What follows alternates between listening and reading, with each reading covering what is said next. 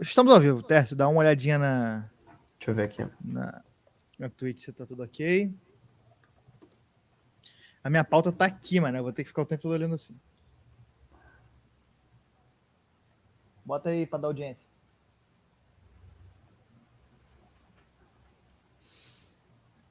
Ai.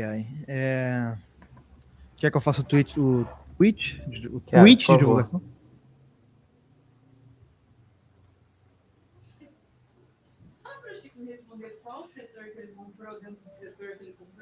Ah, tá, Chico. Depois olha teu zap aí, que tem pessoas ansiando por sua resposta. Tá. Tércio, está tudo bem aí? Comenta na Twitch se está tudo indo.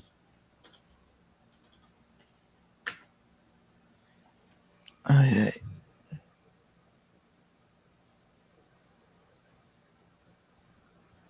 Tá show. Agora o Chico está brinzeado. Pô, é Maurinho que chama. Maurinho também está me bronzeando. Eu acho que eu tô me ouvindo várias vezes. Alô? Tá, eu tô me ouvindo várias vezes. Mas tudo bem, eu acho que é ossos do ofício. Ô, Tess, tá dando retorno na transmissão?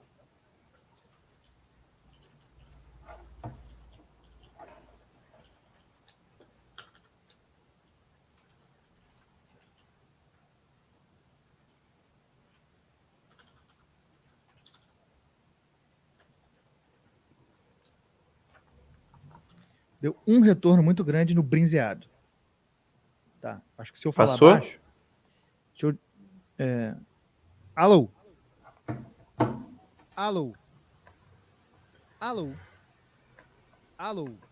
Você está me ouvindo bem, ô Francisco? Ele tá cada vez mais baixo. Eu tô muito baixo agora? Tá, mas espera aí, pode ser o som do computador. Não, porque eu diminui meu volume. Tá bem baixo, assim.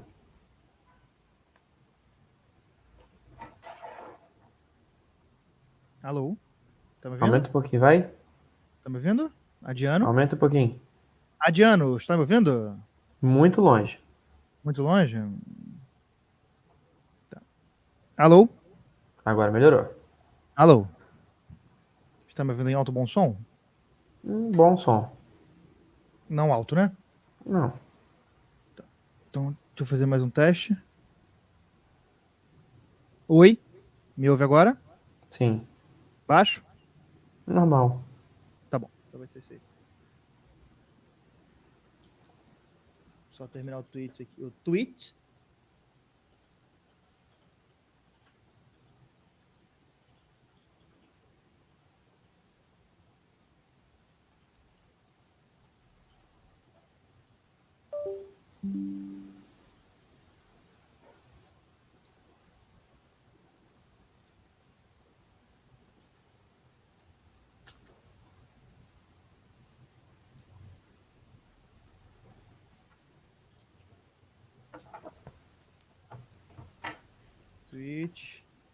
Twitch.tv armário da bola. Estamos ao vivo com a gravação do podcast de semana. Aumenta aí. Tá muito longe, Gustavo. Tá muito longe. Eu tô falando fora do microfone. Ah, tá. Hoje vou voltar a Copa do Mundo Brasileirão para falar dos caras que disputaram a maior competição do universo e depois voltar a jogar aqui no Brasil. Eu tô muito longe aqui, falando aqui? Aumenta um pouquinho. Muito longe? Melhorou. Chico, você tá bem? O Tess perguntou. É importante. Tô saber bem. se você tá bem. Tá bem? Tá feliz, cara? Tô bem feliz. Então dá um grito. Já que você tá tão feliz, faz a festa, extravasa. É isso. Não disfarça, tá? Por favor. Tá, não vou disfarçar, pode deixar. Tá, vamos lá, né? Vamos lá, enquanto tá estabilizado, antes que caia um raio, antes que o Thor apareça aqui em casa e resolva acabar com a gravação. Vamos lá. Podemos? Por favor. Começando agora direto dos estúdios virtuais, dessa vez, Dom Diego Armando Maradona, mais um episódio do podcast do Armário da Bola. Hoje a gente fez um malabarismo aqui para encontrar um gancho entre Copa do Mundo e Brasileirão. O sorteio da Copa foi semana passada e no dia seguinte da publicação desse podcast começa o Campeonato Brasileiro de 2022. Que saudade que a gente estava. Nesse meio, a gente encontrou a pauta jogadores de Copa que voltaram para atuar no Brasileirão. A gente escolheu 2 de cada edição da Copa desde 2002, retirando 2018. Por quê? Porque sim. E decidimos escolher um que se deu bem e outro que não se deu tão bem assim. É o episódio Os Bons Filhos, ou Nem Tão Bons Assim, a Casa Tornam, ou Como Achar um Gancho Onde Parece Não Ter. Meu nome é Gustavo Angeléias e eu estou aqui como sempre com ele, Chico Freire, o homem das camisas. Chico, seu boa noite. Alô, alô, amigos e amigas, ouvintes e ouvintas do podcast Armário da Bola. Estamos chegando mais uma vez com uma pautinha aí tirada, né, do nada, do ar. Esse episódio vai se chamar A Volta dos que Não Foram, mas eles foram. Então não pode ser esse o nome. Vamos falar aí do pessoal que foi, conquistou o mundão e voltou para ser feliz, ou nem tanto, né? Alguns não foram tão felizes assim. Vamos relembrar dos momentos aí de caras que foram... A maioria dá para dizer que fez um sucesso grande aí na Europa, né? São caras que conquistaram, fizeram seu nome lá no velho continente e voltaram para ou embelezar ou manchar aqui no Brasil, né? A gente tem exemplos bem distintos aí.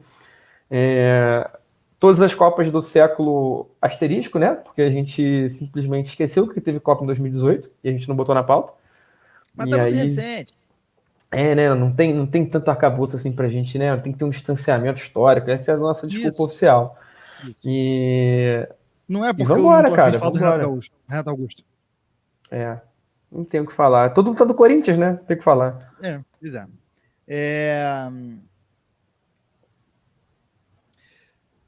Esse Francisco Freire é um podcast comemorativo, porque nessa semana completamos 2 anos de Armário da Bola. 2 anos causando espanto e desagrado na sociedade brasileira, fazendo tudo aquilo que as senhorias não querem que a gente faça, mas a gente continua fazendo. Para desagrado geral da sociedade, né? Exatamente. Qual é a sua declaração para esse momento? Minha declaração, se fosse para resumir, é show. Lembrando eu queria agradecer a todo mundo que escutou a gente aí nesses últimos 2 anos. A gente tá quase 20 mil plays aí, já é uma coisa muito louca, chegando, né? A gente nem imaginou que a gente fosse chegar, sei lá, 10 plays, a gente já tá chegando a 20 mil aí nesses 2 anos.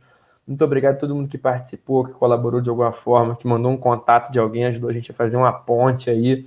A gente, nesses 2 anos, além de fazer grandes amigos, a gente tem muito orgulho do produto, né, do que a gente está fazendo. A gente conseguiu falar com pessoas que a gente admira muito, a gente conseguiu fazer umas paradas que nem a gente acredita direito que a gente fez. A gente falou com cada, hoje, né? Cada loucura aí que a gente nem acredita direito. E 2 anos e, infelizmente, né, o azar de vocês é que vem muito mais por aí. Vem mais por aí. A minha declaração é: hoje é meu aniversário, eu estou de parabéns. Mas é isso, faço minhas as palavras do Chico. Sabe o que é pior? Que senão, essa não vai ser a última menção ao Cuduário aqui durante esse programa. Não vai ser. Lembrando que todos os nossos episódios, menos alguns, são gravados ao vivo na Twitch, dessa vez por questões de agenda e geográficas. Estamos gravando remoto, mas semana que vem a gente já volta para a gravação presencial, que é daquele jeito que a gente gosta, com calor humano, beijo na boca, dedo no oi e gritaria. E você pode ficar atento ou atenta nas nossas gravações na twitch.tv/Armário da Bola. Se quiser saber quando elas vão acontecer, segue a gente nas redes sociais, no Twitter principalmente a gente avisa. Estamos também no Instagram, estamos no Facebook, o Finado. Estamos no TikTok, rapaz, YouTube. Bombando no TikTok. Bombando no TikTok, mané, 100k. Viramos TikTokers, não tem pra onde fugir. Agora é oficial, mané. Agora é real, oficial, então... Se você última contagem, 116k, hein? Até ser publicado já bateu 200. Segue a gente lá, que estamos planejando conteúdos legais. A gente vai postar os cortes também das lives lá, porque somos... A gente não tem personalidade, né? Tá todo mundo fazendo, a gente vai fazer também. Antes da vinheta, posso fazer um meia-culpa? Pode. É um momento chama de pilares aqui que a gente não traz há muito tempo. Sim. Eu queria reconhecer uma omissão, uma falha, não apenas uma falha de roteiro, mas uma falha até Falha de de caráter, É, né? Que a com gente certeza. cometeu no último episódio aí, episódio dos mentirosos. A gente passou 50 minutos falando besteira e a gente não usou uma vez sequer a expressão 7-1. Isso é um erro. A gente não chegou a dizer em momento nenhum que fulano tentou meter 7 para 14. Isso aí realmente é imperdoável. Eu peço, o que eu posso fazer é me desculpar, mas eu sei que não tem como superar isso. Ouvintes e A gente vai ter que ouvintas, carregar isso. é um fardo que a gente não dá para esconder. Mas também não vamos fugir. Erramos. É isso. E todo mundo erra. E a vida segue, a gente Todo mundo vai erra sempre. sempre, e todo mundo vai errar. E a gente vai fazer o possível para reparar esse erro na medida do possível, começando pela vinheta. Só para quem tá escutando, que aqui na live não tem. Vamos fazer, tem que fazer a tradição, né? A gente tem que fazer. Eu sou obrigado a falar. Esse programa aqui tá uma porra. Gente, o que tá acontecendo? Divido. Fracassado! O Botafogo! São Luís do Maranhão! Edição 2022, hein? Esse pessoal escutou o episódio antigo aí, veio direto pra esse, vai tomar um susto. Bom, vamos lá. Bora, vamos pra dentro. A gente vai começar em 2002. Primeiro nome, Nelson. Antes da gente começar, a gente botar aqui, a gente separou alguns caras um pouco fora do óbvio, né? Deixa eu fazer aqui, então. Tá. Antes da gente começar, a gente separou uns caras aqui um pouco fora do... Não, tô brincando. Vou copiar a sua fala. Pô, eu queria comentar a fala do Pipoca.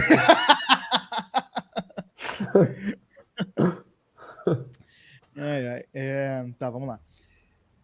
Antes de partir para a pauta, a gente tem que fazer um esclarecimento básico aqui, que a gente podia muito bem ter escolhido Ronaldinho Gaúcho, Ronaldo, mas esses caras mais óbvios, assim, a gente tentou evitar. Ronaldinho Gaúcho, a gente já tem um programa inteiro sobre ele, da nossa série 10. Ronaldo, falaremos muito mais da carreira dele mais para frente, então a gente buscou uns caras um pouco mais fora do holofote. A gente já tem o Ronaldinho, o Ronaldo também é um cara que provavelmente a gente já vai biografar em algum momento.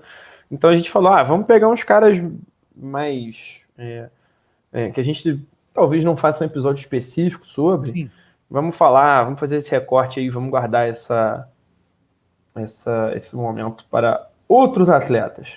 Isso. Os caras começamos em 2002 com Nelson. Começamos em 2002 com Nelson, o Dida, que nunca é demais lembrar, já esteve no mesmo clube que o Cafu. Fez dupla com o Cafu, Dida. O Dida fez dupla com o Cafu. E a escalação começando ali era Cafu, Dida, Maldini. É por aí, né? A gente não pode deixar um cacófato passar impune assim dessa forma. Jamais. Se a gente errou no programa passado, nesse a gente vai se abster de errar. A gente não vai. Se a gente errar, a gente foi feliz tentando acertar. Exatamente. A gente vai falar do Dida. Dida reserva na Copa de 2002, né? Ele não... ainda não estava no auge ainda. Tava sim. No final dos anos 90 do Corinthians, depois, porra, o quê? O que ele agarrou no Corinthians é brincadeira, pô. Não, tudo bem, mas ele já não era nenhuma coisa assim. Não era um qualquer, um goleiraço já. O Marcos entrou na frente dele porque ele era de confiança do Filipão, mas o Dida era, pô... Sim, não, mas... assim, claro, verdade seja dito, o Marcos foi um dos caras mais importantes do Penta. Tudo bem, mas... Mas em 2002 o Dida ainda não estava no auge da carreira dele. Mas a gente pode discutir também se ele não deveria ter sido o titular, mas acabou que foi reserva para o Marcos. Ele e o Rogério Ceni foram os únicos dois jogadores daquela convocação que não entraram em campo, os dois goleiros. O Filipão deu um jeito de botar todo mundo, até Anderson Polga jogou. E ele ficou... Júnior Lessia. Isso. E, Chico, essa parte da pauta foi você, então comanda aí esse grupo. Vamos lá, esse grupamento aí. Nelson, o popular Dida, Você ele... chegou, desculpa interromper, mas você chegou a pesquisar por que o apelido dele é Dida? Eu não tenho essa informação. Não tenho essa informação aqui nesse momento, porque eu pesquisei só a volta dele ao Brasil, não pesquisei a vida dele de uma forma geral e restrita. Alguém nos comentários aqui, Tércio, vai poder falar pra gente. Já vem nessa produção aí. O Dida, ele teve uma carreira muito boa no Milan, né? Um goleiro que se firmou como um dos mais importantes do mundo. Um cara gigantesco, moral e fisicamente, né? Uma Sim. envergadura bizarra. O cara pegava pênalti de uma forma viciada em pegar pênalti. Não é à toa que ele foi tão importante no Milan, né? Foi tão importante numa fase tão ganhadora do Milan. Numa época que o Milan estava no auge, né? Tava também aí a fase muito boa da esquadra, né? Aí do clube. Só que nas últimas 2 temporadas dele por lá, ele acabou perdendo um pouco de espaço para o Abbiati também, que é um cara que ficou muito tempo, né, no Milan, o careca Abbiati, o calvo Abbiati. Ele acabou ganhando um pouco de espaço do Dida. E em 2010 o Dida acabou fazendo o último jogo no Milan. Ele até tentou ali fazer um negócio com algum outro time da Europa, o pessoal buscou ver se ele topava, mas não fechou, não teve nada muito interessante. Ele chegou a se aposentar e jogou no futebol de areia do Milan. Chegou a jogar aí no Mundialito de Beach Soccer em São Paulo, pela equipe rossoneira aí. E aí, nessa época, ela falou assim, pô, ei, Gida, não pilha voltar não? Que tal? Chega aí, cara. Joga aqui no Brasil mesmo, vamos encerrar a carreira. E aí apareceu a Portuguesa, a Lusa, que na época estava na primeira divisão. Em maio daquele ano, 2012, ele assinou com a Portuguesa até o fim da temporada. A Portuguesa que em 2011 teve um ano muito bom, né? O Barcelusa, com Sim. o Edno, com o Ananias, o finado Ananias, Marco Antônio, o Jorginho era o técnico. E quem era o goleiro desse time, até o Tércio, nosso produtor e estagiário, nos ajudou aqui, que o goleiro era ninguém mais ninguém menos que Weverton, atualmente no Palmeiras. É verdade. Ele era o goleiro da Barcelusa. Acabou que o Dida chegou, né, no começo de 2012, aí, no primeiro semestre, o Weverton tinha ido para o Atlético Paranaense. O reserva ali acabou não se firmando, o Rodrigo Calaça. E o Dida, com seus 38 anos, apesar de já uma idade avançada, né? O goleiro é diferente, cara. O goleiro aguenta até mais tempo, o goleiro vai até mais velho. Ele é um cara fisicamente sempre foi muito forte e tecnicamente nem se fala. Fechou com a Portuguesa. E deu certo, né? Ele chegou muito bem, fez um Brasileirão muito bom. O pessoal se ventilava que pudesse ser o último ano da carreira dele, acabou jogando mais uns 3 anos aí no Brasil. Sim. Não só jogou na Portuguesa, como foi para o Grêmio. No Grêmio, ele revezava com o Groi, né? Teve uma passagem legal, depois que ele até que chegou a ganhar a vaga um tempo, foi titular. Um cara que manteve a qualidade, manteve o que o consagrou, né? E ele ficou marcado por pegar aquele pênalti do Pato. Cara, tu imagina um cara com, né, a força mental que Alexandre Pato tem, conhecido por ser um jogador, né? Um jogador que realmente, né, um cara aí de muita força mental, de muito caráter dentro de campo, né? Um cara que inflama, que se identifica, né? Um jogador de muita raça. Resolveu bater um pênalti de cavadinha contra o Dida, que pegou pouco pênalti na carreira, né? Sim. Quase É nenhum. um cara pouco conhecido aí, né, também por ser um grande pegador de pênalti, né? Pouco E conhecido por aí, ser frio também. não. E aí, Alexandre Pato enterrou a sua carreira no Corinthians, Isso fazendo foi uma Copa do aquela Brasil, né? Copa do Brasil 2013. Foi uma É. verdadeira pataquada, foi uma verdadeira presepada de Alexandre Pato, que infelizmente, né, mais uma vez aí se ferrou.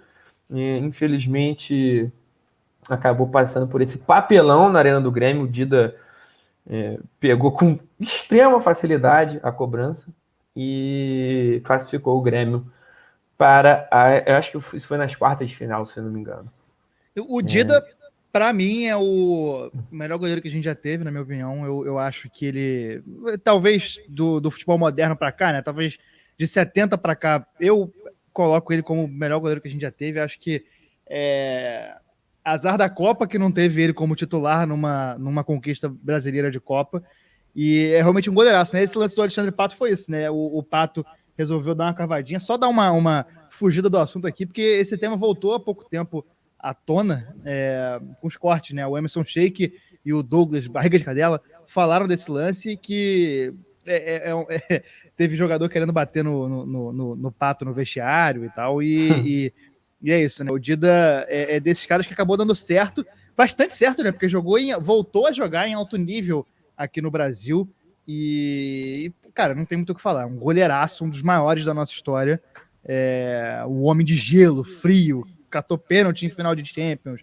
Fez tudo e que aí, podia. assim, né, você vê o Dida triste por estar indo embora do Milan, Dida feliz por pegar pênalti no Alexandre Pato, Dida irritado no trânsito, Dida descobriu que vai ser pai, Dida realmente você viu a cara do Dida uma vez, você viu todas, porque, né, é um cara aí não é exatamente conhecido por mudar muito a expressão. Isso, e o Tércio aqui, que está em júbilo com a derrota parcial do Fortaleza na Libertadores no momento, informou no ponto eletrônico aqui que ele era chamado de Dida por uma vizinha quando brincava na rua. É um apelido que surgiu meio do nada, mas ganhou força. E ele brincou que talvez fosse mais fácil chamar ele de Nelson. Não, e ele tanto foi bem aqui no Brasil, né, que ele, enfim, perdeu um pouco de espaço no Grêmio, acabou fechando com o Inter direto, né? Nem alugou apartamento, né? Nem saiu, assim, só mudou onde ele ia treinar, foi jogar no Inter. E não é qualquer um que faz essa passagem de uma forma positiva como ele fez, né? Ele jogou bem no Inter, né? Não foi, campeoníssimo e tal, mas é um cara que teve, assim, ele teve muita lesão, já estava já com 40 anos também, mas chegou a ser reserva até do Muriel, reserva do Alisson também. Ele encerrou a carreira em 2015, mas é bem respeitado, né? Um cara querido e tal, teve seu momento no Inter, foi um cara também que, enfim, foi uma passagem bem honesta pelo Inter, não é qualquer um que faz essa mudança de cor da camisa lá em Porto Alegre e continua com respeito e admiração das duas torcidas, né? Isso. Vamos passar agora para o próximo. Se o Dida não jogou na Copa, a gente vai falar. Vamos passar para o próximo agora. Se o Dida não jogou na Copa e quando veio ao Brasil foi bem, a gente vai falar de um cara que a situação se inverte, né? Um cara que destruiu na Copa do Mundo, jogou tudo que sabia, foi importantíssimo para aquela campanha. E quando veio para o Brasil, a situação não foi das melhores, né? Não é um cara conhecido exatamente por ser fácil de vestiário, né? Não é um cara assim, né? Eu gosto de falar, né, cara? Ele era um cara muito. Fala o nome. Eu deixei pra você falar e você Rivaldo Vitor Borba Ferreira. Ele mesmo. O Rivaldo era um cara que parecia um pouco introvertido na época de jogador, né? Ele não era um cara de dar muita entrevista, não era um cara muito midiático, mas quando ele descobriu que a galera abraçava essa narrativa de o Rivaldo é subestimado, pouca mídia, muito futebol, aí ele se soltou, né?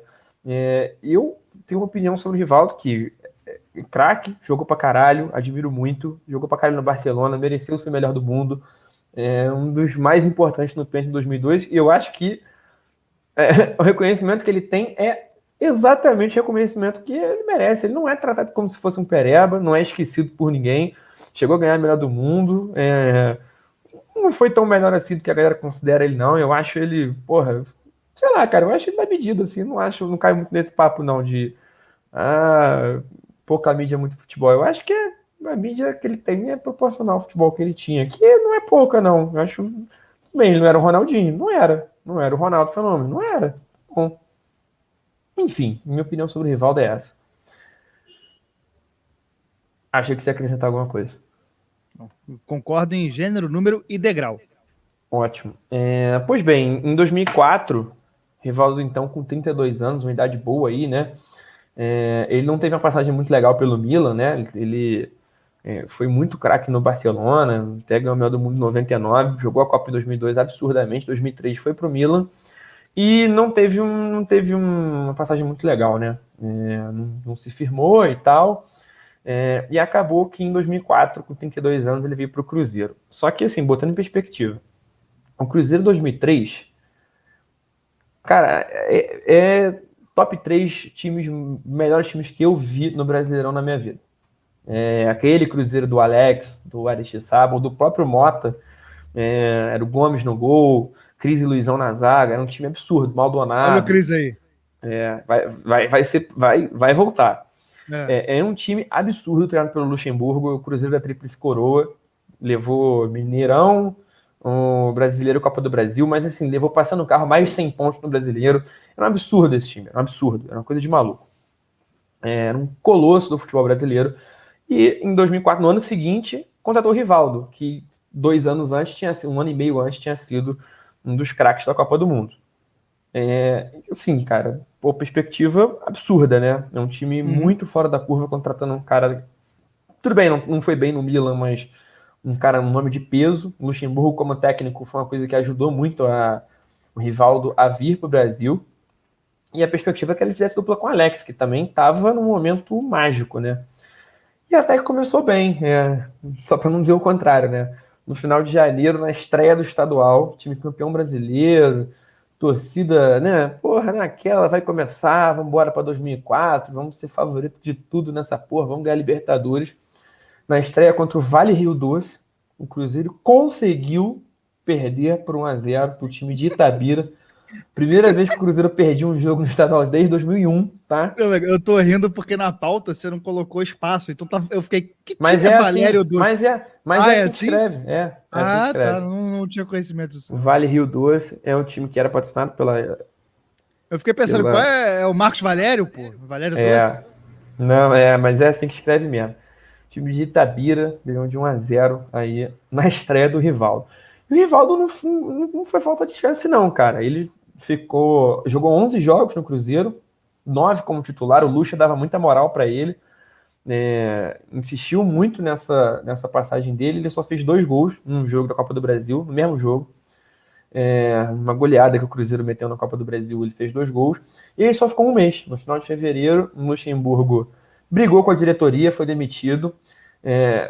O ambiente ali no Cruzeiro, na Raposa, não era dos melhores. A infame família Perrelas mandava no clube desde então. Nem o craque ali, nem o Alex era poupado, era briga na imprensa, falando que o clima estava ruim, que a diretoria se metia. O Luxemburgo tentando defender o Rivaldo. O cara só tinha um mês de clube, a diretoria puta porque o cara não jogava nada, tava lento, não tava jogando nada, um investimento muito grande. E o Rivaldo ficou um mês, 11 jogos, só 2 gols, e rescindiu amigavelmente, poucos dias depois da saída do Luxemburgo. Aí o Luxemburgo saiu, foi pro Santos, foi campeão brasileiro. Essa época o homem voava, né? Ele tava no auge do auge. E ele teve um segundo retorno, né? Teve um re-retorno. Teve a volta dos que se foram. Que ele tava no. Isso é foda, cara, porque a galera fala que o Rivaldo não teve mídia. Pô, o Rivaldo não teve gerenciamento de carreira, né? Com 32 anos ele foi jogar na Grécia, saiu pra ir jogar no Uzbequistão. Pô, e tá de sacanagem também. Ele queria que o pessoal fizesse o quê? 2011, já com 39 anos, depois da gloriosa passagem pelo futebol do Uzbequistão, ele fechou para jogar o Paulistão pelo Mojimirim. Ele era o dono do clube, seria também o meio atacante. E aí teve aquele anúncio maravilhoso, né? Ele se contratando, a foto. Rivaldo anuncia Rivaldo como reforço, né? Aquela montagem foda dele assinando o contrato, olhando pro lado, aí tá ele de presidente e ele de jogador. Maravilhoso. Boa capa pro episódio. Ele se anunciou, e aí, ainda em janeiro, antes de estrear pelo Mojimirim, ele foi emprestado por São Paulo. E é muito doido, porque ele chegou a demitir o técnico do Mojimirim, falando assim, não, eu como jogador respeito muito ele, mas como presidente não gostei de algumas atitudes. Pouco conflito de interesse, né? Ele demitiu o técnico aí do Sapão e foi jogar no São Paulo. Infelizmente o Sapão é o Mojimirim, não o MC. Descansa em paz. E aí ele teve uma passagem mais ou menos pelo São Paulo, né? Já tava coroa já. Pra variar, brigou com o técnico. Enfim, chegou a reclamar publicamente. Mas jogou bem, né? Caralho. Fez boas partidas. Não foi, no geral, não foi uma boa, mas teve boas partidas. Teve seus momentos. Não foi horrível, não foi maravilhoso. Foi ok. Teve alguma moral ali com o Milton Cruz, com a Adilson Batista. No final do ano, com a Emerson Leão, já um cara mais também cabeça quente. Voltou a ter atritos e poucas chances. E aí você fala, pô, esgotou o empréstimo, vai voltar pro time que ele é dono, né? Não, ele foi jogar no Girabola, o campeonato angolano, foi jogar no Cabos Corp, foi dançar com o Duairo, O ele é Duário. o nosso bailaraino, aí foi fumar diamba, não sei, não vou cravar Rivaldo. aqui. Ele foi escutar um Kuduairo aí no campeonato angolaino. E voltaria de novo pro Brasil, mais uma vez. Ainda tirou Pois é. uma onda no São Caetano, chegou a fazer gol aí no empate com o Corinthians no Mojimirim. Finalmente jogou com o filho dele, Rivaldinho. Se aposentou uma vez em 2014 e voltou em 2015. Cara, o Rivaldo é foda, mano. Um largo osso. O time. Derrubou o negócio aqui. Ele tava no Z4 da Série B, e aí com 43 anos. Derrubei uma tampa de caneta aqui. Ele entrou em campo em alguns jogos para tentar salvar o time, chegou a fazer jogo bom com o Rivaldinho aí. 3-1 em cima do Macaé, que ele fez um gol, o Rivaldinho fez 2, mas o joelho pediu arrego, e aí ele se aposentou de vez. Também pudera, também, né? Daqui a pouco ele aparece de novo aí. Porque o Mojimirim. Ele faliu o Mojimirim e vendeu, passou adiante, não é mais o dono também, enfim. Tá aí. Falando bem de Bolsonaro e chorando que não foi valorizado. Complicado. Passando agora para a próxima Copa. Vamos para 2006. É uma Copa que deu muito errado e a gente vai falar de dois caras aqui que tiveram menos destaque dentro da Copa, que são o Juninho Pernambucano e Cris. Vamos falar primeiro do Cris, né? O cara que surgiu bem no Corinthians, atuou no Cruzeiro, fez parte desse time de 2003, que é um timaço. E aí, antes de eu fazer qualquer coisa, eu perguntei num grupo que tem amigos vascaínos e cruzeirenses sobre o Cris, e a reação Gremista, foram... né? Isso, gremistas. E a reação foi a seguinte: de longe é horroroso, de perto parece que tá longe. Ruim que dói. Ter ele como zagueiro titular na Libertadores é de chorar só de lembrar. Tomar no cu, tô aqui de folga, você me faz lembrar desse cara. Culpo ele por um dos rebaixamentos do Vasco. Falhou nos 3 primeiros jogos no Vasco, depois falhou em 80% dos restantes. E a última, mais impactante para mim, a mais forte das aspas que eu captei aqui, foi carregado pelo Jomar. Esse era o nível dele. Ele é a primeira passagem dele na Europa, a única passagem dele na Europa que começou em 2004, ele jogou no Lyon e teve um papel importante naquele time que dominou o futebol francês, comandado pelo Juninho Pernambucano. Jogou junto do Juninho e as boas atuações dele. Muito bem no Lyon, cara. Muito bem. Foi um cara que, bem. porra... Bom zagueiro. Sólido. Ele era muito bom, cara. Muito bom. Um cara muito sólido. Um cara que na seleção se firmou bem também. Enfim, não era titular porque tinha 2 caras em ótima fase, mas, pô, o Lúcio Juan tava voando, mas ele era muito bom, uma ótima opção também. Exato, o Lúcio Juan tem muita moral no Lyon até hoje, cara. Ele tem muita moral até hoje. O Lúcio Juan era absolutos, ele não chegou nem a entrar na Copa em 2006, nem no jogo contra o Japão, que foi um mistão lá, ele entrou, porque o Lúcio e o Juan eram muito, muito absurdos e fominhas, então ele não entrou nesse jogo. Quando ele saiu do Lyon, foi para o Galatasaray, lá não teve muitas oportunidades, em 2012 e 2013 jogou só 10 partidas pelo Campeonato Turco e uma pela Liga dos Campeões. Poderia ter entrado no nosso moimalo de jogadores que participaram da Liga dos Campeões, mas acabou passando por baixo do nosso radar.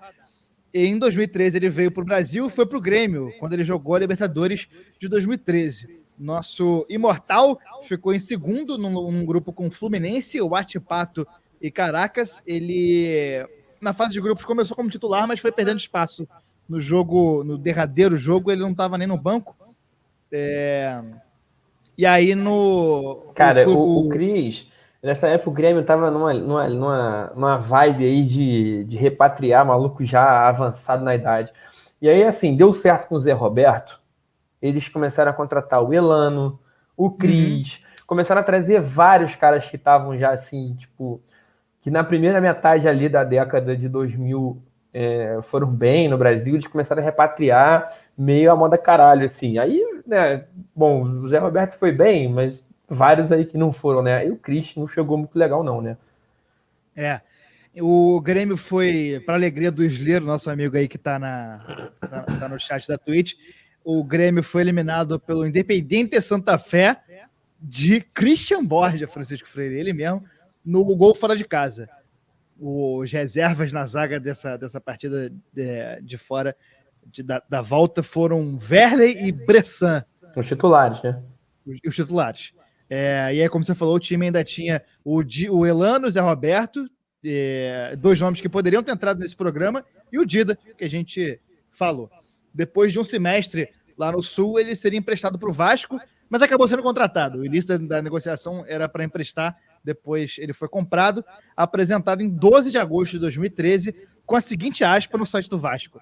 É isso que importa, né? Essa matéria, ela bota o dedo na ferida. Assim como Fagner, Cris também é um grande admirador de tatuagens. Inclusive, já conversou sobre o assunto com o lateral vascaíno. Abre aspas. Gosto muito de tatuagens e conversei muito com o Fagner sobre isso. Ele me passou o contato da tatuadora dele aqui no Rio porque quero logo fazer outra. Tenho tantas tatuagens que até perdi a conta, mas com certeza o Fagner tem mais do que eu, comentou o Cris, com exclusividade ao site oficial do Vasco. Cara, isso é um trabalho. Ninguém tem mais essa aspa. Ninguém teve essa. Aí, o site oficial do Vasco. Isso é Pulitzer, tá? Isso é Pulitzer. Isso aí é o que todo mundo quer saber. Em 4 de setembro, menos de um mês depois, o UOL publicou a seguinte matéria.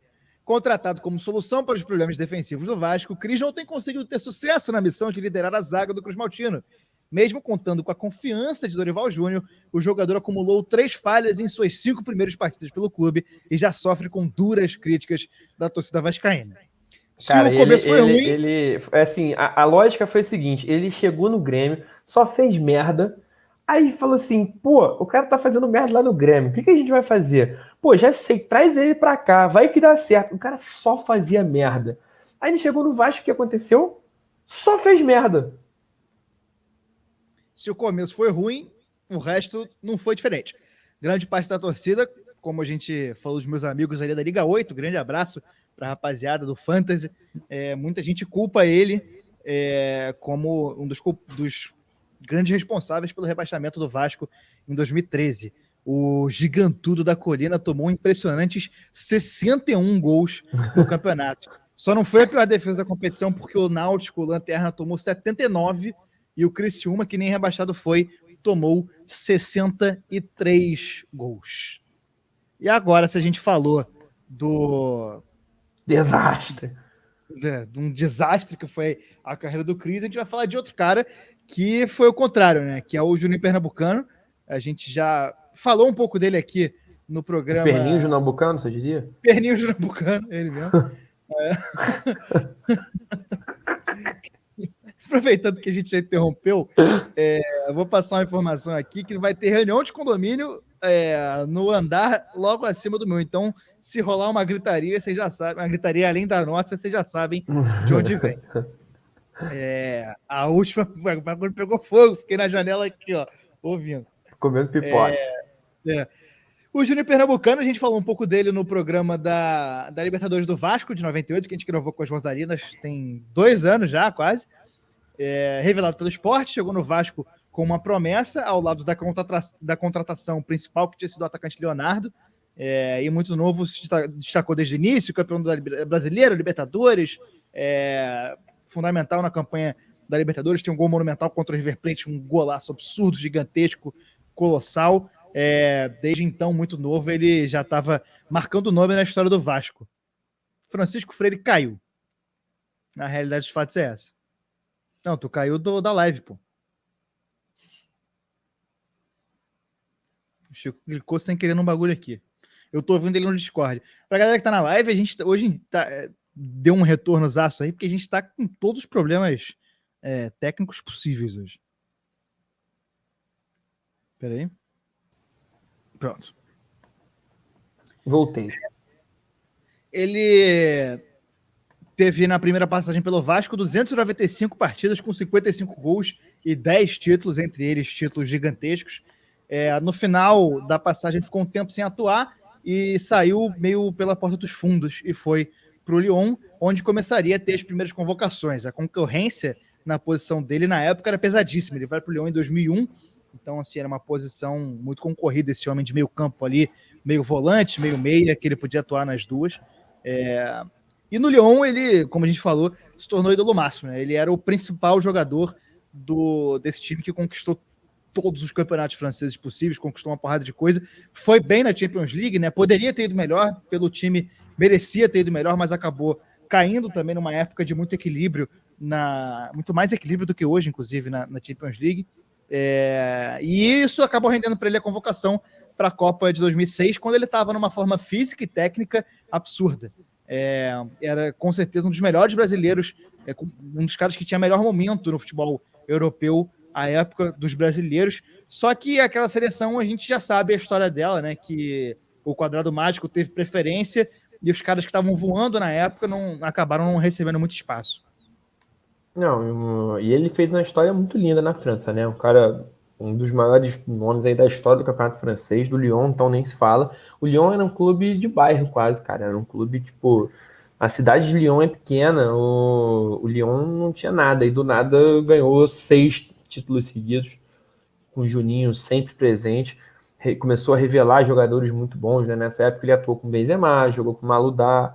São caras que saíram do Lyon depois, e ele continuando lá sempre com muita moral e com muita qualidade, né? Um cara, além de organizar muito bem o meio de campo com a bola rolando, é um dos maiores nomes da história da bola parada no futebol.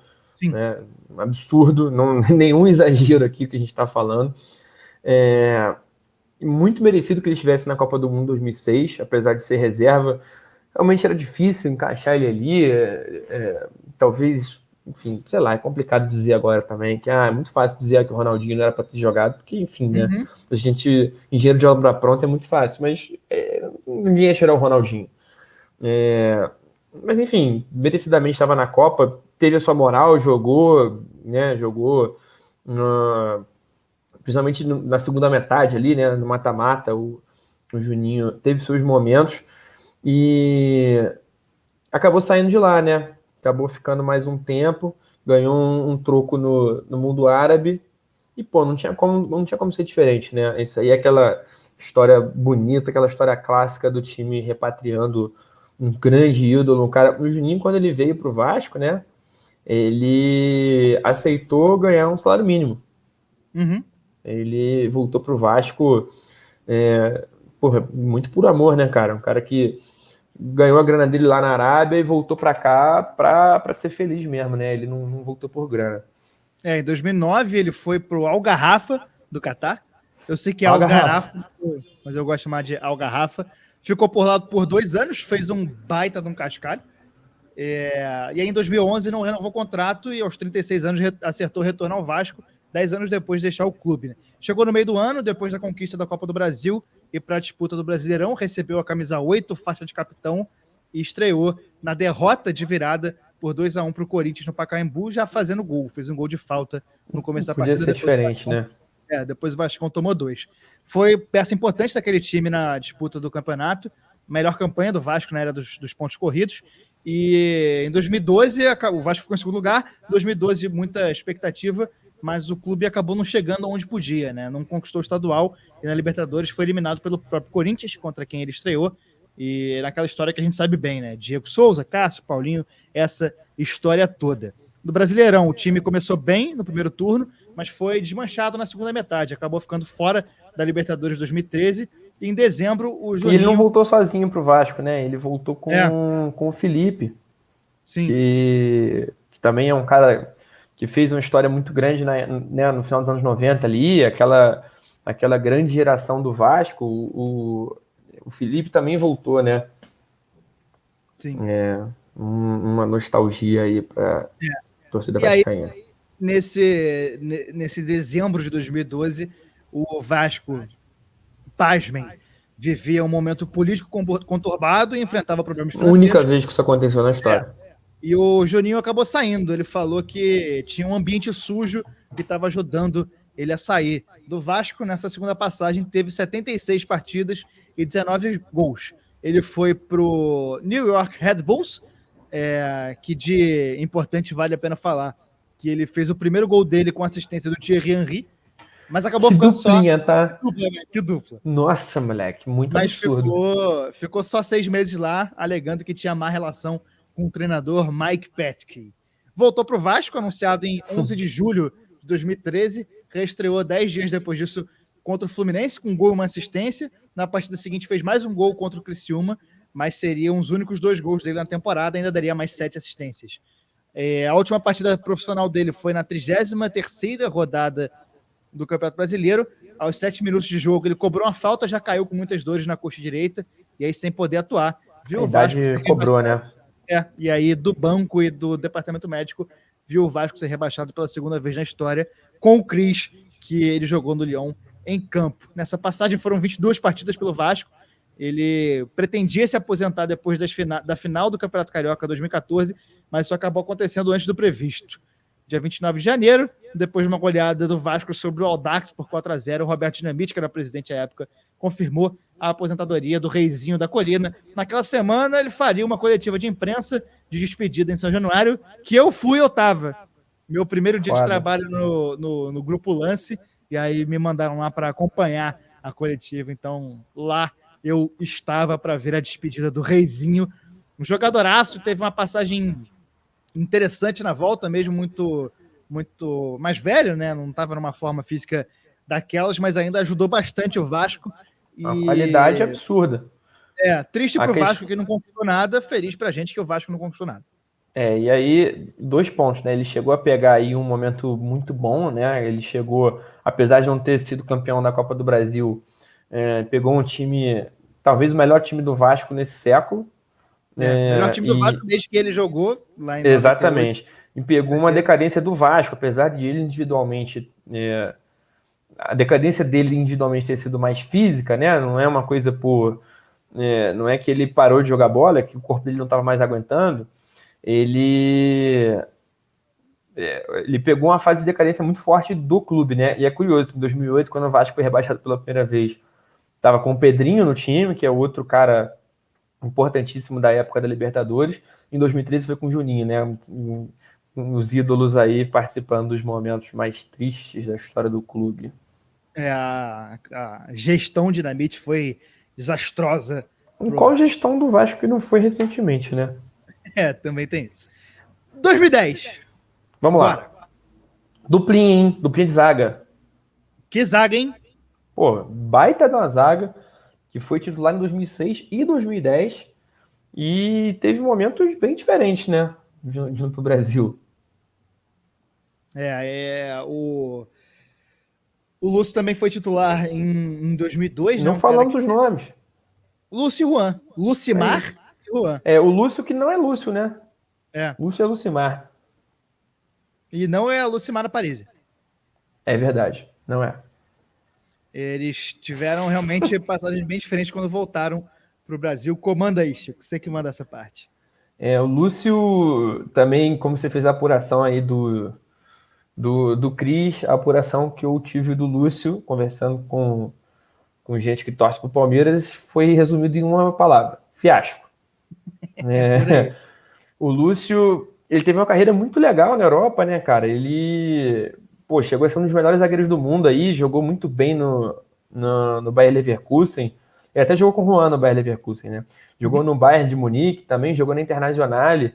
Ele era parte importantíssima do time do Mourinho na Internazionale.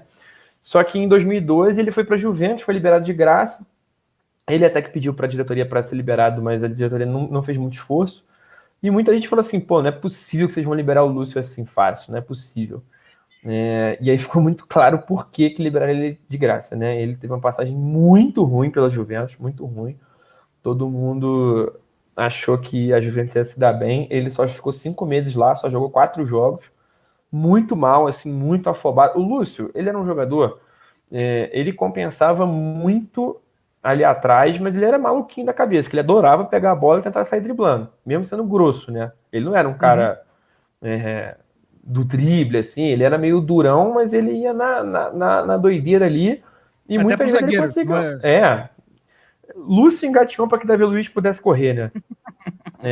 Só que o Lúcio era mais durão que o Davi Luiz, o Lúcio era um cara mais back de roça do que o Davi Luiz, né? E enfim, mas sempre foi muito bem, né? Um cara, muito bom pelo alto, um cara muito com boa antecipação, o cara é bom de bola mesmo. Só que essa passagem pela Juventus já foi um desastre, ficou só 5 meses. E em 2013 veio para o Brasil. Ele primeiro fechou com o São Paulo. Foi uma contratação de peso aí para o São Paulo, que jogaria Libertadores. E, em resumo, aspas do próprio Lúcio, né? Em declaração aí ao Resenha ESPN 2017, ele resumiu que o maior erro da minha carreira foi ter voltado ao São Paulo. Já dá a dimensão. Ele, logo no começo do ano, teve um imbróglio aí, um entrevero com o Ney Franco. Ele foi substituído no jogo da Libertadores, não gostou, mas se resolveram, ficaram de boa e tal, fizeram as pazes, mas ele também estava oscilando um pouco, atuações boas, algumas desastrosas. E aí, nas oitavas de final, a gente até já contou essa história no episódio que a gente falou da Libertadores do Galo, com o Mordente. A gente lembrou que o Lúcio foi expulso, fez uma merda nas oitavas. O São Paulo e o Galo tinham ficado no mesmo grupo e se enfrentaram nas oitavas. E foram jogos muito tensos, muito difíceis, né? E o São Paulo até estava ganhando, estava bem. O São Paulo estava na frente, o Lúcio foi expulso, o São Paulo tomou a virada. Muito bem. E o São Paulo já não era mais aquele timaço campeão, né, da primeira década ali, que ganhou o tri brasileiro, que também ganhou, temos programa. Também temos programa, com participação do Luiz Flávio. Não era mais esse time, não era mais esse clube, né? Já era uma bagunça do caralho. O Juvenal Juvencio já tava tocando os aralhos, já era uma bagunça, já tava realidade do futebol brasileiro, né? O São Paulo chegou um tempo a ser modelo aí de gestão, mas se perdeu. Trocou de técnico no meio do ano, e aí, em vez de melhorar, piorou, né? O Lúcio não tinha uma relação maravilhosa, mas tinha feito as pazes com o Ney Franco. Paulo Autuori chegou e afastou o Lúcio. O Lúcio diz que o Paulo Autuori ficou meio de bucha de canhão nessa aí, não se impôs, mas ele fala assim que a mágoa dele não é com o Autuori, foi uma ordem da diretoria que justificaram como insubordinação, e na verdade ele falou assim, pô, mas o que falaram que eu desobedeci foi que eu queria treinar mais, eu queria treinar além do horário. Como é que você pode afastar por insubordinação um cara que tá querendo treinar mais, né? E aí até tem uma questão curiosa aí, um imbróglio jurídico, que o São Paulo ia para o Japão jogar a Copa Suruga. Atenção, treine seu ouvido, hein? São Paulo é Copa Suruga, com G, né? Que é sempre o campeão da Sul-Americana contra o campeão da Copa do Japão. Quem inventou essa competição é um maluco do caralho. Mas no caminho, o São Paulo ia parar na Alemanha para jogar a Copa Audi, né? Aquele amistoso de pré-temporada do Bayern. Pô, uma ocasião legal, uma moral do caralho, jogar lá contra o Bayern. E tinha uma cláusula no contrato que exigia a participação do Lúcio, né? Que é um grande ídolo, um cara muito querido lá na Alemanha. E o São Paulo estava com ele afastado. Ele não foi envolvido para a viagem. Inclusive, ele ficou muito triste. O São Paulo até tentou se livrar aí, mas teve que pagar uma multa de 40 mil euros por descumprir o contrato do amistoso. E ele ficou afastado até o final do ano e resolveu pular o muro, né? Ali, o CT do São Paulo e do Palmeiras são no mesmo terreno. Ele pulou o muro, foi jogar no Palmeiras e até começou bem. Fez parte da seleção do Paulistão em 2014. Só que teve uma passagem, mais uma vez, não lembrou em nada o Lúcio que a gente conheceu na seleção, que a gente conheceu jogando na Inter, no Bayern. Muito mal, foi um ano tenebroso do Palmeiras, o centenário do Palmeiras quase termina com rebaixamento, a gente já contou essa história. O Lúcio fazia parte desse elenco, mas assim, ele não conseguiu se firmar nada. O Lúcio fez uma parte, símbolo dessa decadência.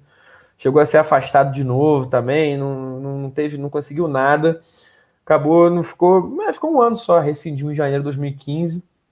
Fez uma presença VIP no futebol da Índia, mas já bem veterano, voltou para a terra natal dele, né, o Distrito Federal, jogou no Gama e no Brasiliense. Chegou a jogar a Série D pelo Brasiliense e se aposentou no começo de 2020, aos 42 anos. Não teve uma passagem muito, muito boa aí nos grandes de São Paulo, mas para jogar num nível menos exigente aí, né, no futebol do Distrito Federal, ele ainda quebrou um galho. Agora passando para o Juan, né, um cara que nós dois temos um carinho inacreditável por ele, zagueiraço. Um grande ídolo, é um grande ídolo do Flamengo pra caralho, porque ele é muito Flamengo, ele jogou muito no Flamengo, Mas independente disso, é um cara que tem muito respeito de todas as torcidas pelo jogador de futebol que era. É um cara com caráter absurdo, um cara com uma classe absurda, um cara... Porra, dentro de campo, o Juan, principalmente no auge, era um cara inacreditável, um dos melhores zagueiros que a gente viu. Como você falou do Dida, eu digo do Juan. É um azar da Sim. Copa do Mundo que não teve o Juan campeão. Exatamente. Cara com muita classe, pouquíssimas faltas, né? Sempre teve ali uma junção da parte física com um reconhecimento tático absurdo, uma técnica gigantesca. Jogou 5 anos em alto nível no Bayer Leverkusen, 5 anos em alto nível na Roma. Se tornou um cara muito querido nos dois times, apesar de não ter conquistado títulos, mas também qualquer cara que se torna querido nesses times é por não conquistar títulos. Bayern e Roma não é exatamente, né, o time que levanta muita taça, né? Pois Então, é. aí é uma coisa que supera a existência dele, né? E aí em 2012 ele volta para o Brasil, mas naquela surpresa daquele momento ele não foi para o Flamengo, clube que ele tinha toda a identificação possível e muito carinho, que era uma bagunça na época, né? Saindo de uma Foi logo na gestão saída do Patrícia Amorim. Ronaldinho. No meio de É, 2012 foi quando o Ronaldinho saiu, tava assim, auge da bagunça, né?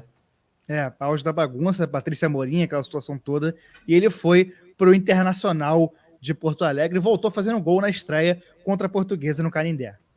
Ele voltou no meio do ano, acabou optando pelo Inter e jogou alguns anos lá, ficou até 2015 e porra, como não podia deixar de ser, né, cara? Um cara que representa pra caralho, que respeita pra caralho o time que ele joga, com a classe que ele joga, a qualidade que ele joga. Conquistou o carinho da torcida do Inter. Não vou dizer que ele é ídolo do Inter, óbvio, porque, né, é muita coisa, mas ele, é um cara querido lá no Sul, é um cara que tem um respeito, né? Teve uma passagem legal pelo Inter, representou, e no fim de 2015 retornou, anunciou o retorno, né? Na verdade, ele ia voltar em 2016, mas no final de 2015 ele anunciou que ia voltar. Já estava bem coroa, né? Mas foi um cara muito importante, um cara que a galera imaginava que ia chegar mais para compor elenco, né? Até pela idade dele, por não aguentar jogar todos os jogos do ano. Mas ele fez uma dupla muito legal com o Hever, com quem ele já tinha jogado no Inter também. Foi uma campanha agridoce aí, porque foi o primeiro ano que o Flamengo voltou a brigar bem pelo título. O Flamengo ficou em terceiro lugar do Brasileirão, mas foi uma campanha que foi muito legal por muito tempo, mas no final, ali na reta final, o time perdeu o gás. O Juan acabou tendo uma participação legal nesse time, acabou sendo um cara que teve uma importância dentro de campo. Em 2017, isso até é uma coisa que eu lembro muito da época, porque as pessoas cobravam muito, né? Por que o Juan não tá jogando tanto? Mas ele realmente precisou de mais tempo do que o resto do time para chegar ao ponto ideal ali na parte física, né? A idade não tem jeito, é um cara que já com mais de 35, já batendo nos 40, ele só foi pegar o ritmo legal ali pro meio do ano, mas ainda assim ele teve umas atuações muito importantes. Teve um jogo que o Flamengo ganhou do Vasco, de 1-0, que ele teve uma atuação maravilhosa, foi um dos líderes em campo. É um cara que, dentro de campo, né, sempre muito importante para essa liderança, um cara, você começar o time com um cara igual o Juan, você tem muita confiança para você montar o resto do time, sempre teve muita moral com a torcida em todos os momentos, um cara de muita garra, muita classe, muita experiência. O Juan jogava de terno, cara, coisa de doido. Na final da Sul-Americana teve uma bola, a final da Sul-Americana foi muito doido, porque o Flamengo jogou quase 90 jogos no ano, e claramente nesses dois jogos da final, o time estava sofrendo muito com a parte física, os jogadores corriam e não saíam do lugar. E aí, já no abafo ali no segundo jogo, no Maracanã, o jogo estava 1-1, o Flamengo precisava ganhar. E o Flamengo, tentando de tudo, o Independiente pegou um contra-ataque que parecia que o cara ia sair sozinho e o Juan conseguiu recuperar, assim, mesmo já com praticamente 40 anos, conseguiu recuperar, chegou sozinho para limpar ali já com tantos minutos do segundo tempo. Foi que mostra o tanto que esse cara se superava, o tanto que esse cara respeitava e vestia pra caralho a camisa, um cara de muita garra, né? E ele acabou que em 2018 o Júlio César se aposentou do Flamengo, né? E ele fazia parte do elenco, se emocionou. O Juan também é um cara bem de gelo, né? Que a gente estava falando do Dida agora há pouco. O Juan é um cara também bem de gelo, mas ele não aguentou, ele chorou. Você tem foto do Juan e do Júlio César crianças na base do Flamengo. Então, quando o Júlio César se aposentou, o Juan se emocionou muito, foi um momento muito legal. Ele já era reserva nesse time, mas ele muita moral no vestiário, né? Um cara muito experiente, jogando bem menos, mas representando muito quando entrava. E ele teve uma lesão muito grave, né, em setembro. Ele teve uma lesão muito grave no tendão de Aquiles, aquela lesão que mesmo para um cara jovem já é difícil de recuperar. E aí a galera falou assim, o Juan vai voltar para se despedir, né? Ele chegou a jogar um jogo ou dois em 2019 no Carioca, só para tipo, voltei. E aí em abril, na primeira rodada do Brasileirão, o Flamengo tinha acabado de ser campeão carioca. Na primeira rodada, o Flamengo ganhou do Cruzeiro no Maracanã. E aos 45 do segundo tempo, o técnico, que na época era o Abel Braga, botou o Juan no lugar do Everton Ribeiro. Everton Ribeiro saiu, deu a braçadeira para o Juan, para ter aquele aplauso do Maracanã lotado, para o Maracanã reconhecer um dos seus grandes ídolos. O Juan não chegou a ganhar, acho que o Juan só ganhou estadual, Copa dos Campeões no Flamengo, não ganhou Copa do Brasil, Brasileirão, não ganhou no título internacional, mas é um grande ídolo do Flamengo, um cara com uma história muito forte, muito ligado ao Flamengo, né? Sempre foi muito flamenguista. Então merecia essa moral aí. O Flamengo ganhou de 3-1. O Juan deu uma volta olímpica, agradeceu muito a torcida reverenciou ele. E hoje ele é dirigente do Flamengo, né? É importante que o Flamengo tenha um cara com essa identificação, com essa história ali no vestiário, ali no dia a dia, porque isso transmite para quem está lá hoje, né? Ele foi campeão da Libertadores como comissão técnica, né? Não foi como jogador, mas na Libertadores ele estava ali como comissão técnica. É um cara, enfim, com toda a moral do mundo que ele puder receber do Flamengo é merecida. Foi um cara que teve uma passagem legal, né? Conquistou o carinho aí no Inter, conquistou muita reverência no Flamengo, superou a idade com muita garra e com muita dedicação. É um cara, porra, onde passou é querido, é um cara onde passou é respeitado. E, enfim, grande Juan.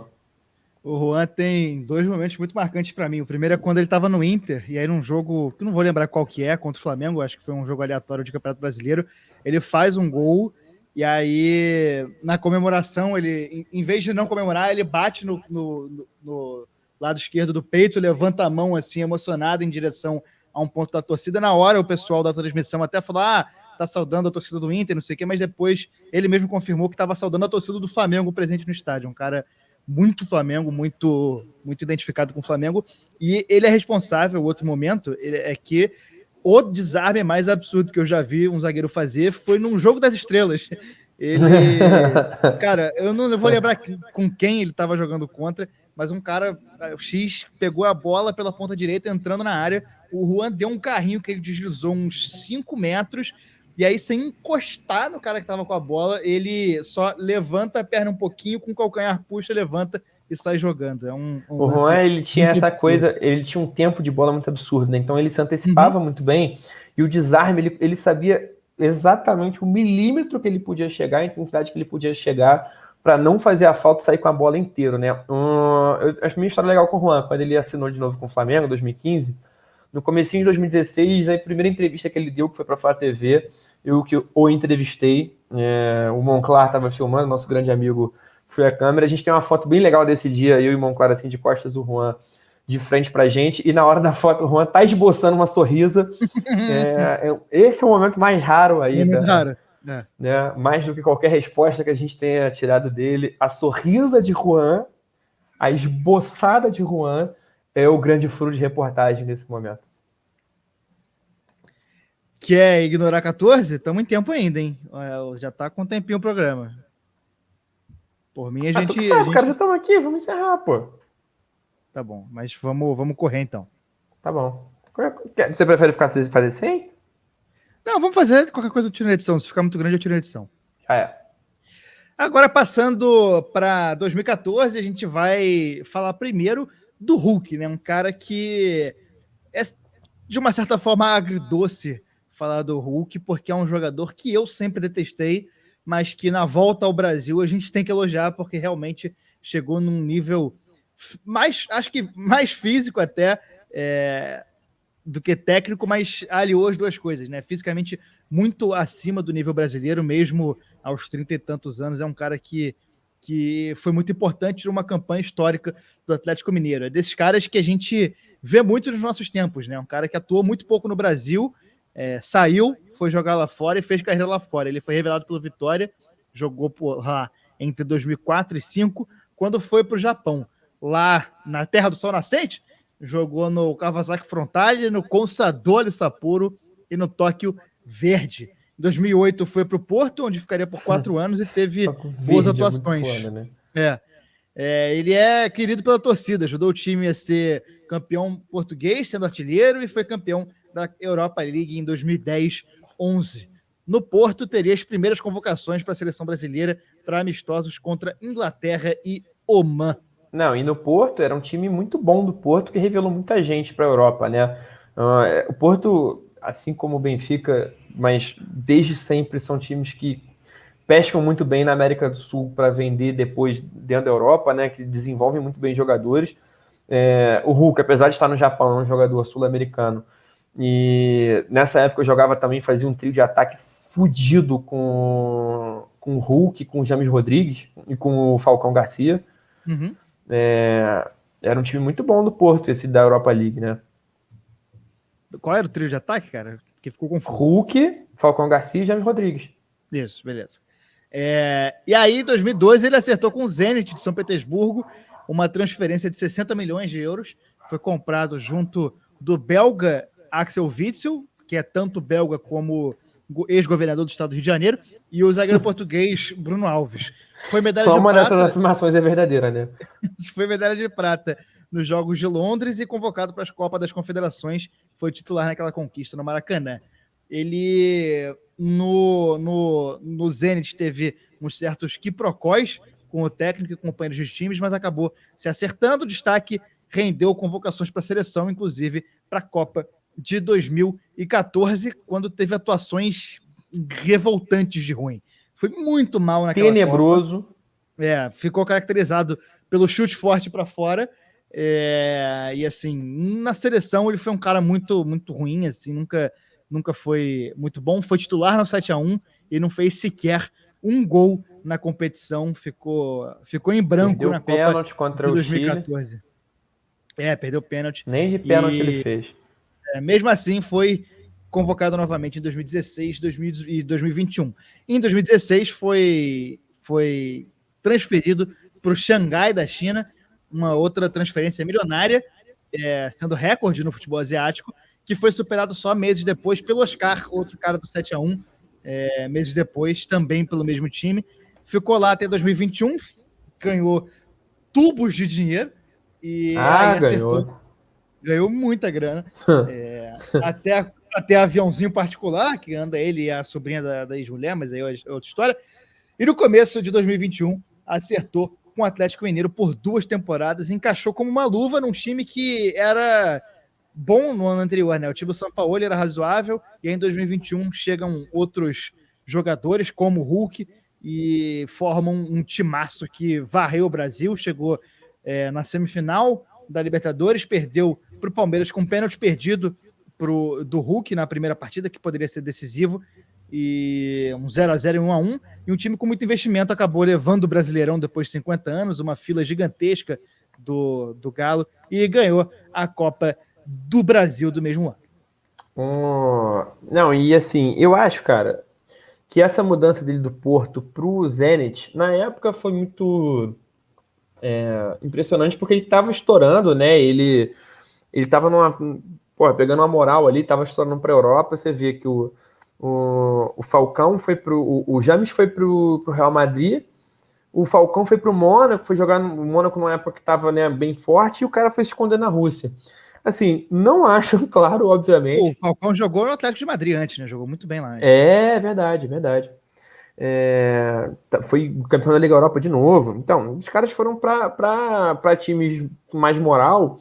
Ele foi se esconder na Rússia e, assim, não acho que ele seria nenhum craque, lógico. Não acho que seria tão diferente assim a história dele, mas eu acho que ele podia ter se desenvolvido de uma forma diferente, cara. Eu acho que essa ida dele para a Rússia não foi legal, assim, beleza, ganhou uma moral lá, mas poderia ter sido mais se tivesse ficado em outro lugar, talvez, tivesse tido uma passagem mais legal pela seleção, com uma experiência diferente, atuando num nível melhor de competitividade aí.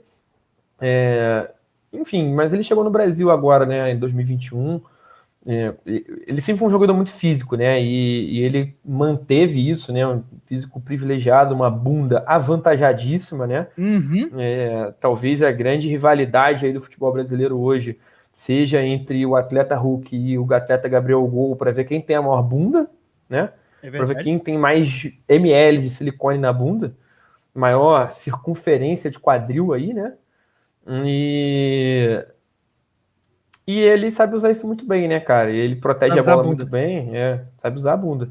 E, enfim, é um cara que soube usar isso muito bem, assim. Acho que nesse momento da carreira ele voltar para o Brasil foi uma escolha certa e que rendeu muitos frutos, né? Exatamente, frutos que não foram coletados pelo nosso próximo jogador, que é o Ramires, né? Que teve uma Bicho, esse carreira aí, cara, o Ramires, eu vou impressionante, te né? falar, muito impressionante, cara. Porque quando ele surgiu no Cruzeiro, é um cara que eu ficava embasbacado, eu ficava impressionado, gostava, eu sempre gostei muito do futebol dele. Muito bom Muito, jogador. muito. Um cara leve, cara, porra, com a saída de bola absurda, um cara, é, né, dinâmico pra caralho. Ali no Cruzeiro, 2007, 2008. Porra, eu falei, esse cara vai jogar muita bola, tem que ir pra seleção agora. Ganhou um espaço na seleção com moral, porra. Cara, é muito doido, muito doido. Vai contar a história dele quando ele voltar pro Brasil, eu concluo meu pensamento. Ele foi revelado pelo Joinville, depois foi para o Cruzeiro, como você falou, teve um destaque bom entre 2007 e 2008 e acertou com o Benfica, como você falou, né? O futebol português fazendo um bom scout aqui no Brasil, levou o Ramires por 7 milhões e meio de euros em 2009 e um contrato de 5 anos. Ele foi bem no time português, conquistou alguns títulos, Um aninho é, só. conquistou, cara, se não me engano, eu vi isso, mas eu não anotei na pauta, acho que foi a Copa da Liga Campeonato português, e pô. Campeonato Português Foi também? campeão Pode ser. português.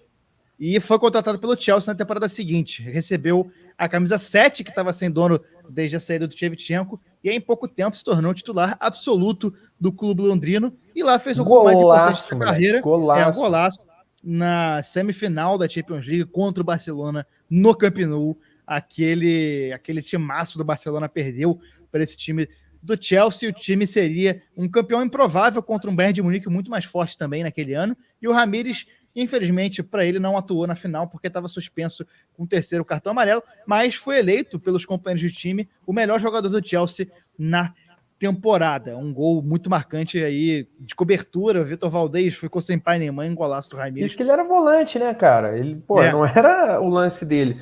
Mas ele, assim, a passagem dele pelo Chelsea foi muito legal, cara. Ele teve um desenvolvimento muito legal, né? Ele passou pelo futebol português, cresceu, foi pra Inglaterra, se firmou. Um cara, porra, futebol inglês é muito físico, né? E ele é um cara que cresceu com isso. Ele sempre muito dinâmico, uma chegada boa no ataque. Pô, eu gostava muito do Ramires, cara. E também. assim, ele saiu de lá, foi pra China. E eu ficava todo ano, eu pensava assim, porra, tem que buscar esse cara, tem que ir buscar esse cara, tem que trazer ele, esse cara vai voltar pro Brasil, vai voltar bem, vai voltar bem. Cara, ele voltou pro Palmeiras, assim, parecia outra pessoa, né, cara? Em 2016 ele foi para o Jiangsu Suning da China e em 2019 acertou com o Palmeiras numa passagem que foi no mínimo controversa. Ele não conseguiu se readaptar ao futebol brasileiro, sofreu muito com lesões, apesar de na época ter sido considerado um grande reforço. Ele teve chances com o Luxemburgo, teve chances com o Abel Ferreira, mas depois, em novembro de 2020, ele optou por deixar o clube depois de ter uma crise ali, quando ele foi alvo de críticas da torcida por ser flagrado em uma casa noturna no meio da pandemia, foi multado pelo clube e depois disso procurou a diretoria para sair e teve o contrato encerrado em comum acordo. Teve 43 partidas oficiais, mas só 20 como titular e um gol. Ele disse que teve uma boa conversa com o Abel Ferreira na época. O Abel Ferreira não queria que ele saísse, de acordo com o próprio Ramires, tentou manter ele, mas a situação ali já não era boa e com a Covid e a saída dele ali na Night Paulista tornou insustentável. Se o Lúcio descreveu ele também, a carreira dele no Brasil como uma volta ruim no São Paulo, ele disse que não se arrepende das escolhas, mas fez questão de alertar os companheiros que ainda têm vontade de retornar ao Brasil em alto nível. Ele falou para o Davi Luiz, para o William e para o Fernandinho, os ex-companheiros de futebol inglês, para não voltarem ao Brasil. Ele disse, eu acho que eles precisam estar bem preparados porque é outra realidade, é totalmente diferente, principalmente para eles que jogaram na Inglaterra por mais anos. Tem que estar com a cabeça muito boa. Se tiverem a oportunidade de ficar na Europa, eu diria, fiquem na Europa. E aí foi isso, esse conselho dele. O Davi Luiz e o William não ouviram. Fernandinho segue lá na Europa, mas é também um nome cotado para voltar.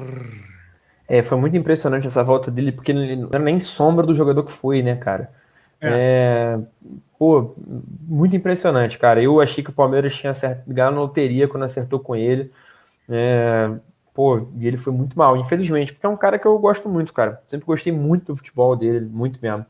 É um cara que eu acho que podia ter tido o melhor momento quando voltou pra cá. Ele tá com 35 anos, cara. Ele tava fechando com algum time recentemente. Eu não sei se ele chegou a fechar, mas ele... Não sei se volta a jogar também, não, né? Cara, eu não vou lembrar, cara, mas ele foi embaixador, ele Paraná. Mas ele fechou e não pra jogar. Não, ele fechou pra ser embaixador, mas um negócio assim, mas sei lá. Enfim, é um cara que eu tenho carinho, tenho apreço por ele. Mas ficou queimado, né? Um time do Palmeiras bom. E que temos programa também, falamos no primeiro programa de 2022 sobre esse Palmeiras que ele teve a passagem. Palmeiras campeão da Libertadores. E com isso a gente chega ao final desse episódio do Armário da Bola. Programa legal, gostei, cara. Achei interessante esse formatinho também. Francisco Freire, seu destaque final. Meu destaque final vai para passagem de volta. Você vai? Vai, mas volta. Não deixa de voltar. Porque você vai e você se perde no caminho. Aí já era, meu amigo. Volta. Volte. A volta dos que não foram. Se você nem foi, volte mesmo assim. É isso que eu tenho a dizer. Lembrando que você pode ajudar o Armário da Bola divulgando para os seus amigos nas redes sociais, manda para todo mundo, chega mais, quanto mais gente, melhor para debater futebol com a gente. A gente sempre fala que o Armário da Bola é o começo da conversa e ela continua assim que o programa é publicado. Você pode seguir a gente nas redes sociais, você pode seguir a gente na Twitch, twitch.tv/Armário da Bola, você pode entrar no PicPay, picpay.me/Armário da Bola para ajudar a gente financeiramente, a partir de R$5 você já ajuda a gente e a gente se encontra na semana que vem. Grande abraço, até a próxima. Valeu! Gostei. Deixa eu encerrar Gostei também. Deixa eu encerrar o Craig logo aqui. Tá. Porra, o Isleiro botou aí nos comentários que a gente podia falar do Douglas Costa. Ótimo retorno que ele teve. 2018. Porra, podia ter entrado mesmo, né, cara? Doideira, péssima passagem. Cara, de 2018 ninguém voltou bem, cara. O máximo que tem é o... Pô, moleque, dá pra falar Douglas Costa, Daniel Alves. Só desastre, mano. Só desastre. O melhorzinho é o Renato Augusto, que também... tá bem, mas o time é muito ruim. Também não tá essas coisas. Pior que não tem ninguém em 2018 que voltou bem ainda, né? Não tem. Acaba que por isso até a gente não escolheu. A gente não escolheu porque a gente não queria, porque a gente esqueceu, mas até agora ninguém voltou bem. Aí não entraria no nosso recorte. Daria pra falar mal da volta do Daniel Alves e da volta do Douglas Costa, que foram 2 desastres mesmo. O William é outro. O William ainda tá muito mal, né? Fisicamente ainda não chegou. Mas é isso. Gente, quem tá na live, valeu. Danilo, Isleiro, um beijo na boca de vocês. Vocês estão sempre aí com a gente. E todo mundo. O Tércio também, né? Mas o Tércio a gente agradece de outra forma. Agradece com nudes. No grupo secreto da Armário da Bola, dos funcionários. Encerrar a transmissão aqui. Valeu, gente. Obrigadão. Valeu. Tamo junto.